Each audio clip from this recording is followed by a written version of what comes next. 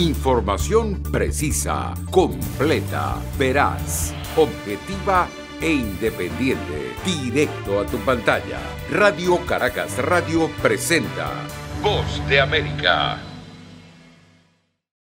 Luego de que el Parlamento de 2015 aprobó la extensión de la continuidad constitucional de la presidencia encargada, Juan Guaidó, considerado presidente interino de Venezuela por decenas de países, declaró el inicio del periodo legislativo 2022-2023, tal y como ocurre cada 5 de enero por mandato constitucional. Guaidó insistió en que su obligación es lograr elecciones presidenciales libres y justas y llamó a suprimir intereses personales o partidistas y priorizar al país. Ya basta de la pugna por quién va a ser candidato presidencial. Ya basta, ya basta. Guarden su ego, guarden la soberbia, es momento de Venezuela. Consultado por La Voz de América, el politólogo y consultor en opinión pública José Vicente Carrasquero explica que la función fundamental del gobierno interino es la representación de Venezuela ante los países que no reconocen al presidente Nicolás Maduro y la salvaguarda de los activos del país en el exterior. Hay muy poco de lo que se puede hacer a lo interno del país, donde el control de la violencia que posee Maduro impide que se tomen acciones en favor de la población. En todo caso, se entiende que la gente esté un poco hastiada de la política, pero tampoco sirve la posición del avestruz. En tanto, la Asamblea Nacional de Mayoría Chavista también instaló su periodo legislativo y Jorge Rodríguez, presidente del Parlamento, aseguró durante su discurso que el restablecimiento del diálogo con la oposición en México pasa por la liberación del empresario colombiano Alex Saab, detenido en Estados Unidos, y que el gobierno de Maduro considera un funcionario diplomático. Carolina Alcalde, Voz de América, Caracas. La falta de certeza sobre el rumbo que seguirá la pandemia del COVID-19, tanto dentro como fuera de Nicaragua, la posibilidad de que Estados Unidos aplique a Nicaragua la ley Renacer, que podría llevar a la suspensión del Tratado de Libre Comercio conocido como CAFTA, y la aplicación de la Carta Democrática Interamericana por parte de la Organización de los Estados Americanos, eleva los niveles de incertidumbre macroeconómica para calcular el crecimiento del Producto Interno Bruto en Nicaragua durante el año 2022. El economista Marco Aurelio Peña explicó a La Voz de América que para este año se anticipan niveles de crecimiento más parecidos al de los años previos a la rebelión de abril de 2018. Según la CEPAL, Nicaragua sería uno de los países en América Latina con un desempeño económico exiguo, es decir, con una de las tasas de crecimiento más bajas para 2022, junto con Venezuela. El Banco Central de Nicaragua, sin embargo, presenta un pronóstico que se separa de forma marcada de los elaborados por entidades internacionales como el Fondo Monetario Internacional, el Banco Mundial y la Comisión Económica para América Latina, los que en general oscilan entre el 1.5% y el 2.7% para el periodo 2022-2026. El presidente de la entidad financiera nicaragüense, Ovidio Reyes, presentó las proyecciones a medios oficiales. Para el 2022, el Banco Central de Nicaragua estima un crecimiento económico de entre 3,5% y 4,5% y una inflación estimada en un rango de entre 2,5% y 3,5%. En tanto, la variable china todavía no entra en la ecuación de la economía nacional de Nicaragua, que le permitió al Banco Central pronosticar que el Producto Interno Bruto crecerá entre 3.5% y 4.5% en 2022. La razón por la que no entró es porque la decisión de abandonar a Taiwán para acercarse a China es muy reciente, pero también porque no hay certeza de que el apoyo financiero del nuevo socio sea realmente significativo. Daliana Ocaña, Voz de América, Nicaragua.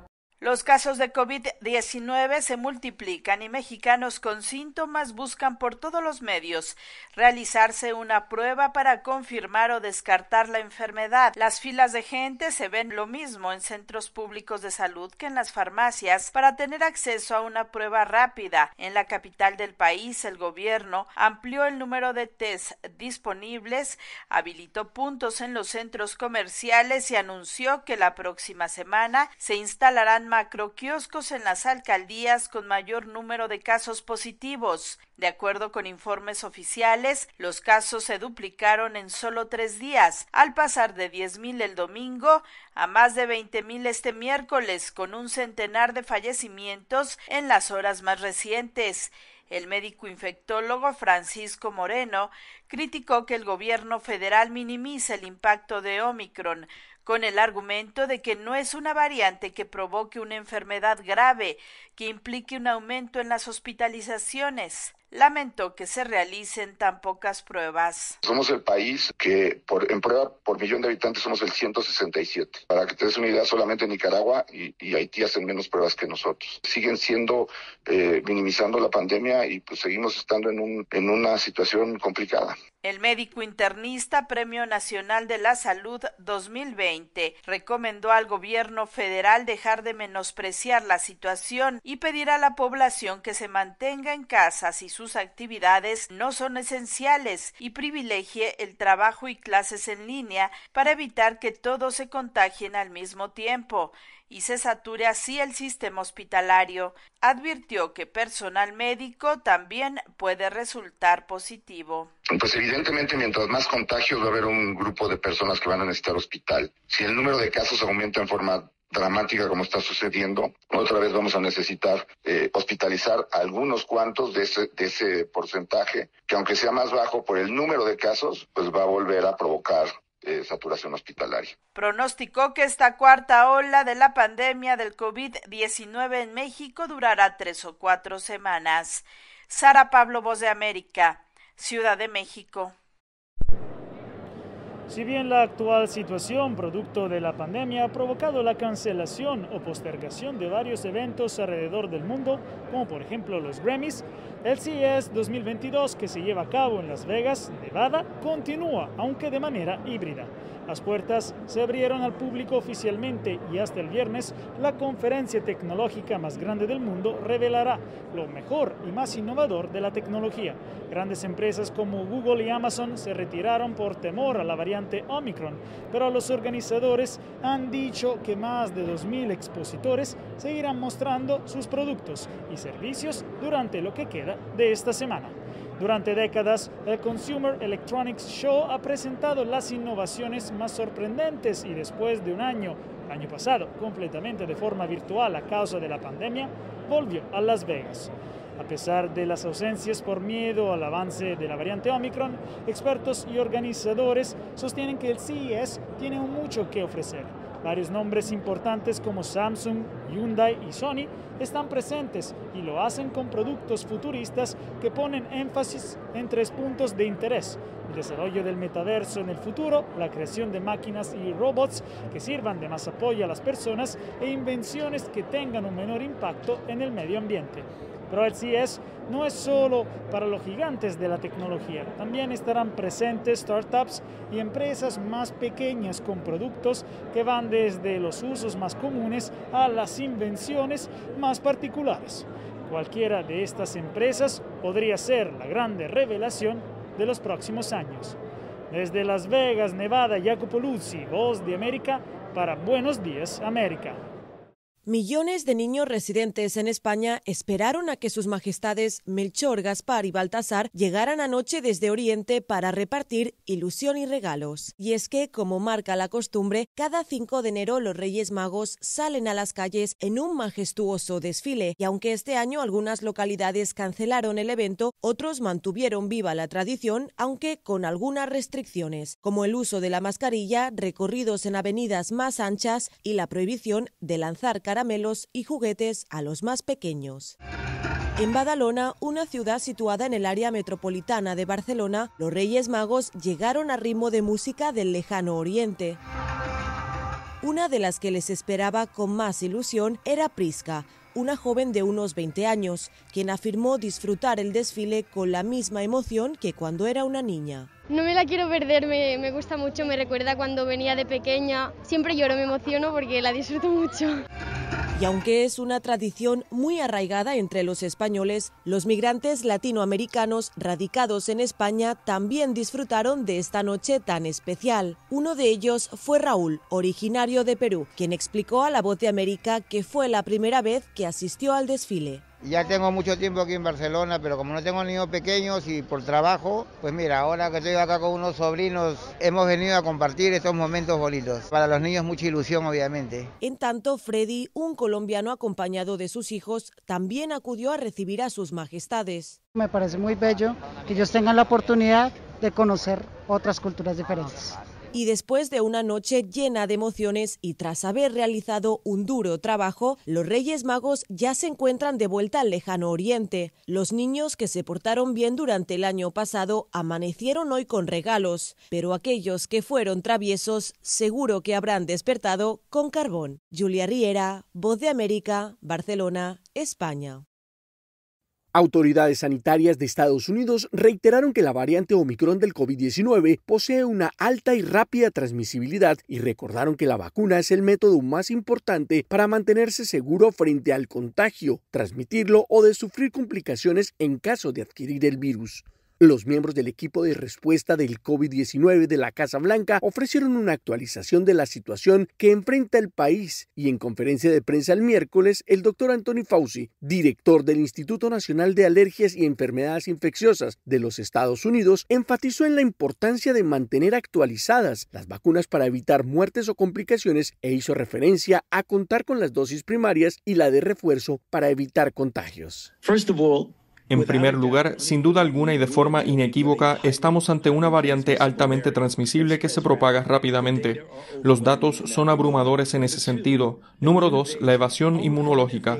Omicron evade la protección de la vacuna inmunitaria contra la enfermedad sintomática y, en cierta medida, contra la enfermedad grave. Sin embargo, los datos clínicos y de laboratorio indican que las dosis de refuerzo reconstituyen la protección de la vacuna incluso contra Omicron. Hasta ahora prácticamente todos los grupos de edades que pueden recibir las vacunas estarían habilitados para el refuerzo contra el COVID-19 y el grupo vulnerable es el de los niños comprendidos entre los 6 meses y los 5 años. Sobre el tema, el doctor Anthony Fauci dijo que los estudios para obtener el régimen de dosificación para llegar a donde se necesita están en marcha y que pronto se tendría una respuesta sobre la fecha en la que estos pequeños podrían recibir la vacuna. En tanto, la doctora Rochelle Walensky, directora de los Centros para el Control y Prevención de Enfermedades de los Estados Unidos, destacó la importancia de tomar la dosis de refuerzo.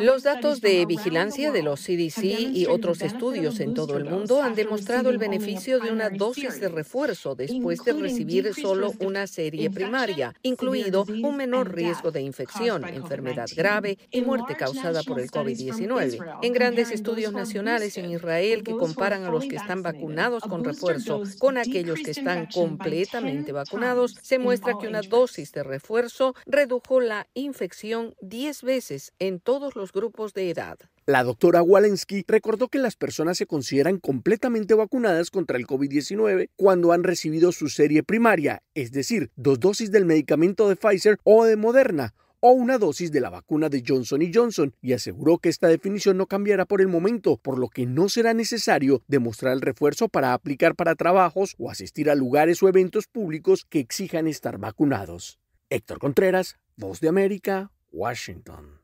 A un año del asalto al Capitolio, los alcances de los hechos violentos aún no son completamente claros para la opinión pública estadounidense. Los mensajes de texto que recibió en su teléfono móvil en los días previos y el 6 de enero, Mark Meadows, jefe de gabinete del expresidente Donald Trump, han sido una de las claves para conocer lo que ocurría en la Casa Blanca mientras el Capitolio era asaltado. La congresista republicana Liz Cheney leyó algunos de los mensajes enviados al celular de Meadows por Donald Trump Jr., personalidades de la cadena Fox e inclusive por miembros del Congreso. Uno de los miembros del Congreso le dice en mayúsculas, Mark, él necesita parar esto ahora, que les diga que se vayan a casa. El presidente tiene que salir con firmeza y decirles a los manifestantes que se disipen, que alguien va a morir. Desde la experiencia del estratega político Jason J. Smart, quien ha asesorado campañas del Partido Republicano, es cuestionable la falta de acción oportuna del expresidente Trump. Él no estuvo dispuesto a actuar para proteger a su vicepresidente y proteger al Congreso. Eso fue bastante sorprendente.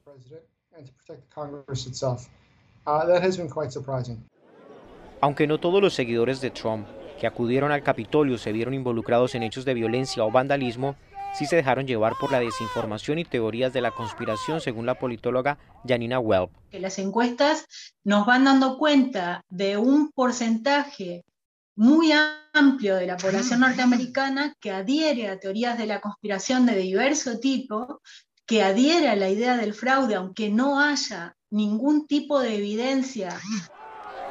Mientras se establece la verdad y el impacto de estos hechos sobre la democracia estadounidense, la directora del Museo Nacional de Historia Americana, Antia Harty, trabaja en la preservación de la memoria histórica del país. Ella dirige la recolección de cientos de objetos que simbolizaron el ataque al Capitolio.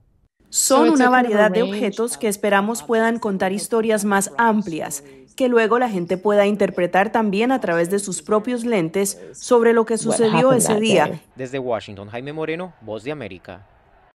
El presidente Joe Biden tiene previsto pronunciar hoy un discurso para marcar el primer año de la insurrección contra el Capitolio y resaltará la singular responsabilidad que tuvo el expresidente Donald Trump en los ataques del 6 de enero. La secretaria de prensa de la Casa Blanca, Jen Psaki, anticipó la alocución del mandatario mencionando que expondrá la importancia de lo que ocurrió en el Capitolio y la responsabilidad que tiene el expresidente Trump por el caos que se vivió y rebatirá, dijo Psaki, las mentiras difundidas por el exmandatario en un intento de engañar al pueblo estadounidense y a sus propios partidarios, así como de distraer de su papel en lo ocurrido. Más adelante, Psaki añadió: escucharán al presidente hablar sobre el hecho de que no solo amas a tu país cuando ganas, simplemente amas a tu país, amas la democracia en cualquier escenario. Y lo que más le decepciona es que ha habido un silencio y en ocasiones una complacencia. Demasiados republicanos que se han sentado y han defendido la gran mentira y han perpetuado la desinformación para el público estadounidense. Eso está destinado a ser una declaración de hechos y un recordatorio importante para la gente sobre la historia de nuestra democracia en el país. Creo que eso es lo que la gente escuchará del presidente. A un año de ese difícil momento que vivió la democracia estadounidense, la policía del Capitolio toma las medidas de seguridad reforzada que son visibles en todas partes, desde los escudos antidisturbios de la policía listos cerca de las puertas hasta los detectores de metales afuera de la Cámara de Representantes. Los agentes de la policía del Capitolio, en un mayor número y más equipados que en el pasado, están apostados alrededor del recinto, mientras en algunos lugares se observa que aún hay vallas más ligeras. Yoconda Tapia, Voz de América, Washington. El presidente de Estados Unidos, Joe Biden, hablará el jueves sobre el primer aniversario del asalto al Capitolio. Esto según informó la Casa Blanca. El acto tendrá lugar en la sala de las estatuas de la sede del Congreso y en el mismo estará presente la vicepresidenta Kamala Harris. Mientras, el expresidente Donald Trump canceló una conferencia de prensa que tenía prevista para este 6 de enero en Florida. Trump dijo en un comunicado que fue difundido el martes que en su lugar hablará de sus inconformidades durante un meeting programado para mediados de mes en Arizona.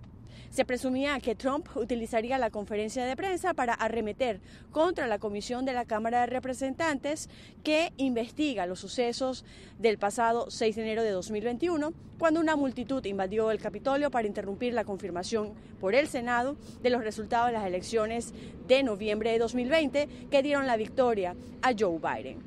Por otro lado, los Centros para el Control y la Prevención de Enfermedades de Estados Unidos, conocidos por sus siglas CDC, mantienen su criterio de que no es necesario una prueba de resultado negativo para dar de alta a las personas sin fiebre o que han mejorado en sus síntomas.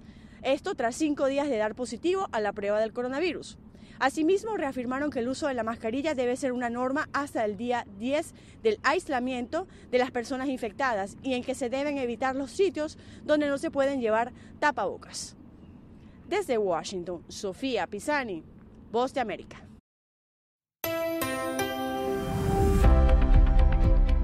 Cordiales saludos a nuestra audiencia desde Washington. Soy Yoconda Tapia y hoy en Conversando con la Voz de América abordamos el tema de la oposición en Venezuela que esta semana decidió prorrogar la continuidad constitucional de la Asamblea Nacional elegida hace 6 años y también por ese mismo periodo la presidencia encargada de Juan Guaidó. En ese marco hoy queremos recordar la valoración sobre este tema que realizó John Bolton, ex asesor de Seguridad Nacional de la Casa Blanca en el periodo del presidente Donald Trump en una entrevista con Jorge Agobián a fines del año 2021.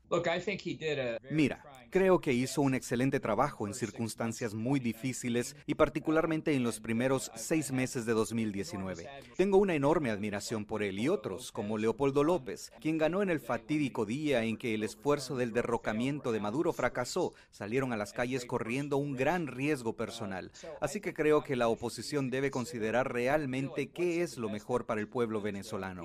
Guaidó es conocido mundialmente como el símbolo de la oposición. No es perfecto, ninguno de nosotros lo somos, incluidos los demás líderes de la oposición. Así que creo que no deberíamos dejar que lo perfecto sea enemigo de lo bueno aquí. Lo que sea necesario corregir, creo que estas acusaciones de corrupción ciertamente deben ser analizadas. Creo que el argumento de que se puso demasiado énfasis en las relaciones internacionales, no lo suficiente en conectarse con el pueblo de Venezuela, no puedo decir si eso es exacto así o no, pero es un punto legítimo que creo que la oposición debería discutir. Así que creo que deben ser sinceros el uno con el otro.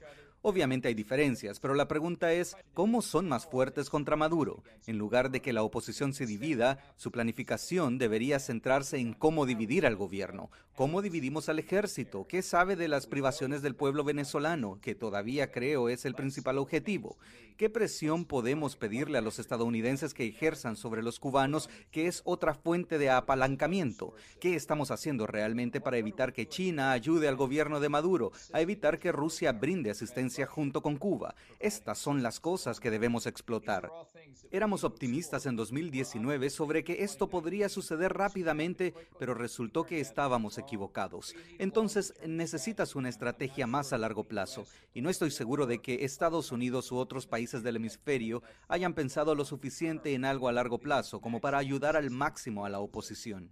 En su libro escribió que el presidente Trump pensaba que Guaidó era débil y citaba que se oponía a Maduro, quien pensaba que era fuerte. ¿Cree que ahora, 3 años después, el presidente Donald Trump tenía razón en eso? Ahora mira, Maduro luce fuerte porque está apoyado por los cubanos y los rusos. De hecho, si se corrige nuestra información, Maduro solo, junto a su esposa, se habría ido de Venezuela ese fatídico día, pero los rusos y los cubanos lo detuvieron y le dijeron, no vas a ir a ninguna parte. Así que mira, a Trump le gustan los hombres fuertes, le gusta Putin, le gusta Erdogan de Turquía, como a Xi Jinping le gusta Kim Jong-un de Corea del Norte. Esa no es una recomendación para nadie. Guaidó se destacó en las calles, mostró vulnerabilidad, arriesgó su vida al igual que otros. Entonces creo que él es un héroe genuino. Y creo que la visión de Trump nos llevó a inconsistencias incluso durante el tiempo que estuve en la Casa Blanca, que esa lección de apoyo a Estados Unidos fue capaz de dar. Así que creo que todos tenemos que volver atrás y recalibrar. Obviamente ha pasado mucho tiempo desde esos días y armar una estrategia para hoy no hace 3 años. Pero ¿qué debemos hacer hoy todos los días para disminuir el apoyo a Maduro? Pone en duda su legitimidad y socava el apoyo a su gobierno. ¿Cuál es su valoración sobre la política actual de Estados Unidos sobre Venezuela? Bueno, no creo que la administración Biden le haya prestado la debida atención a Venezuela. Sigo creyendo que lo que llamé la troika de la tiranía, Cuba, Nicaragua y Venezuela, son como 3 regímenes decrépitos apoyados el uno en el otro, y si uno de ellos cae, los otros 2 también caerán. Mira que hemos visto en las calles de ciudades y pueblos de toda Cuba, los jóvenes, no las personas mayores que recuerdan cuando Castro llegó al poder en la década de 1950, pero los jóvenes quieren libertad porque el régimen se las está negando. Ese régimen es más inestable de lo que la gente cree. Más presión de todo el hemisferio creo que puede tener un impacto real tanto en Cuba como en Venezuela. Era John Bolton, ex asesor de Seguridad Nacional de la Casa Blanca en la presidencia de Donald Trump, valorando la situación de la oposición venezolana en una entrevista a fines de 2021. Esto fue Conversando con la Voz de América.